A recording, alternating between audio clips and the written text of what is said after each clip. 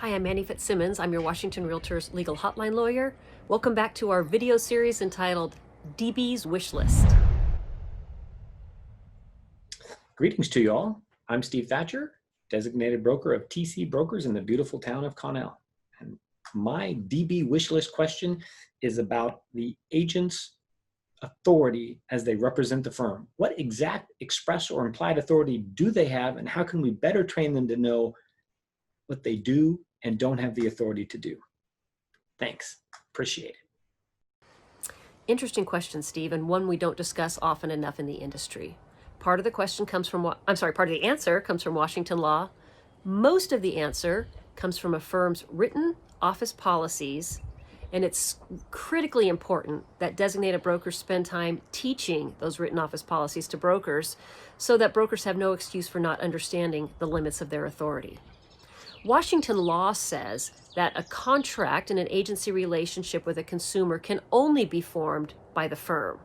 So that when a listing broker signs a listing agreement with a seller, the listing broker isn't truly creating a contract or an agency relationship themselves with the seller. Instead, all that the listing agent is doing is binding the listing broker's firm to an agency relationship and a contract with that consumer, because that's all Washington law will allow. So if it's a contract between the firm and the consumer, why is listing broker signing it? This goes to the heart of the question. Listing brokers and buyer brokers sign agency agreements with consumers, binding the firm only because a firm gives agency authority to the broker to bind the firm to that agency or contractual relationship.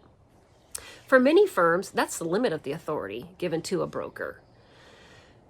But for designated brokers, you should have an office policy that defines the limits of the authority. For example, most firms do not authorize brokers to terminate an agency or contractual relationship with a consumer. For example, when an agent leaves a firm, most firms will say, broker, you do not have authority to terminate a contract or terminate an agency relationship, so that listing broker could take that listing with them to their new firm. Instead, the listing agreement belongs to the firm and will stay with the firm when the listing broker leaves, because the listing broker does not have authority to terminate the listing agreement.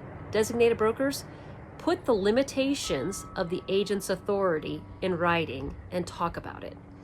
If you also limit an agent's authority to bind the firm to other contractual relationships, maybe an advertising contract, for example, make sure that the limitations of a broker's authority are express, that means they're put in writing, and teach the subject regularly, often enough, so that brokers know what the limit of their authority is.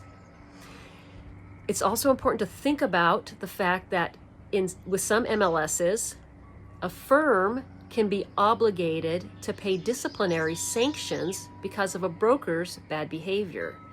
So if, for example, you as a designated broker want to make sure that brokers do not, for example, use their MLS key to access a seller's home and then leave a consumer, a buyer, or an inspector in the home unattended, put it in an office policy that that's not allowed.